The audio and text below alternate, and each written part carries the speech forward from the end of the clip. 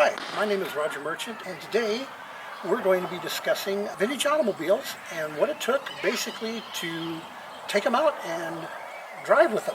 Gladys is a 1913 Hupmobile Model 32 touring car, and we're going to go through the process of basically starting the car and getting it ready to go for a drive. The first thing we have to do is set the spark. So what we do is we take the spark lever and we set it to the retard position, and on this particular car we set it about dead center here. Without further ado, we'll turn on the gas. So now we got gas coming down into the carburetor. We have to flood the carburetor. When this little pin gets kind of heavy to pull up, we know that the gas reservoir has got gas in it, and we have a little bit running out. That means it's ready. You don't grab the crank like this.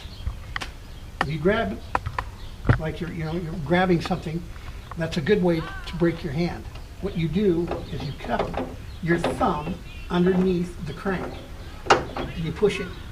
You push the crank in, and you lift up. Now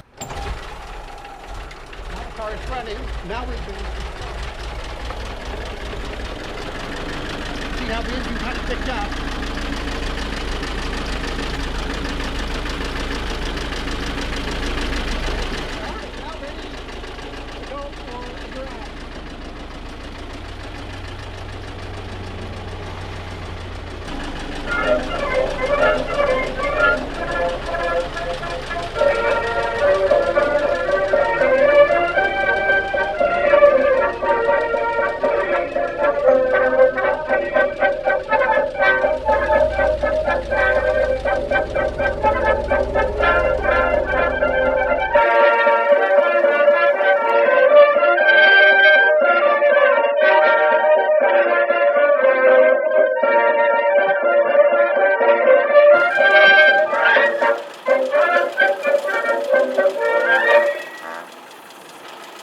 The transmission is a 3-speed, 3-gear with reverse, and this is the shifter. Straight up is first. Let me go over to here, and second, and then high gear, which is third, is here. And if we want to go in reverse, it's straight back. The emergency brake is more than just simply a parking brake, or in case the main brakes fail, it actually is the main brake. The pedals down here is the brake. This is your accelerator pedal, which is in the middle, and then your clutch is over here. To brake the car, you step on the brake pedal, but at the same time you grab the emergency brake and pull it back. The vehicle only has 2-wheel brakes, and they're in the back, and they're pretty much useless after 30 mile an hour. So too much after that, it's like, whoa.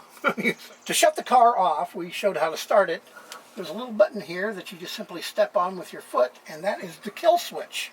Then over here, I don't know if we can see it, is the car's horn. And that theoretically lets people know, get out of the way. Then over here is the speedometer and tripometer. This is the car's actual original mileage. This car shows 10,838 miles. Those are the original miles to the car. Considering that the type of road conditions that this car seen in its heyday, well, there wasn't any roads.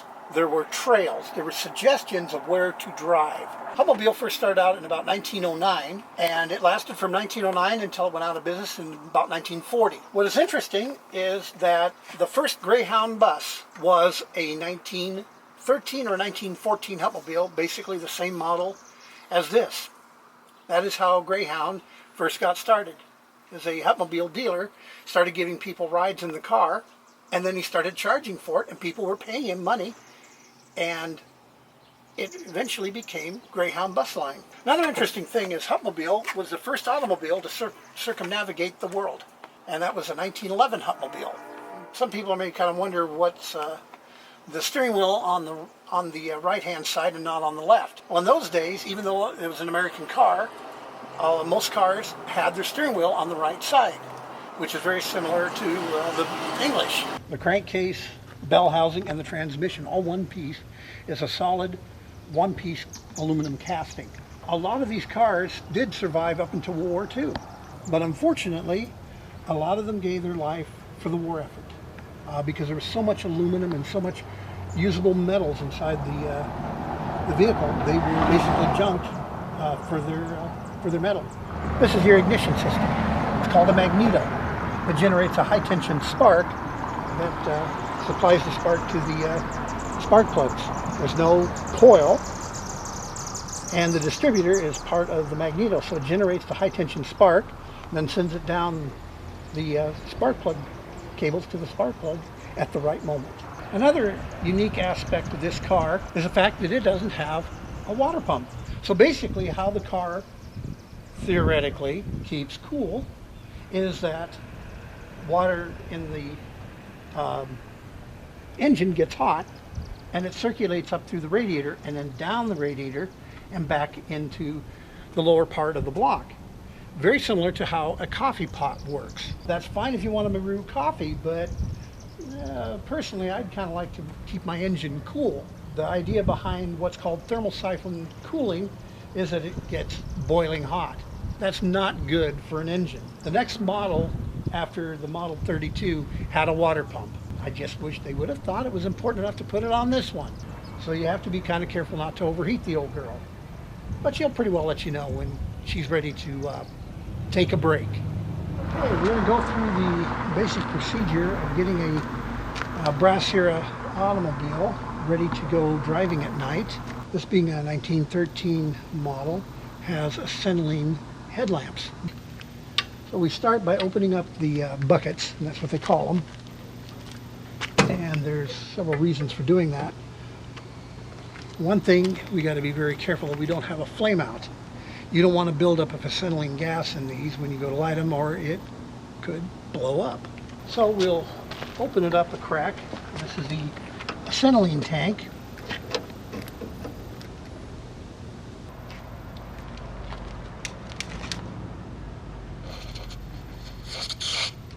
There we go. And then we close the lenses. Then the next thing we're going to do is we're going to light the side lamps, even though they're not very bright. And then of course you don't dare forget your tail lamp. That way people know that you're there. And we want it kind of fairly bright, so that way people can see you. The car is now ready to be driven at night.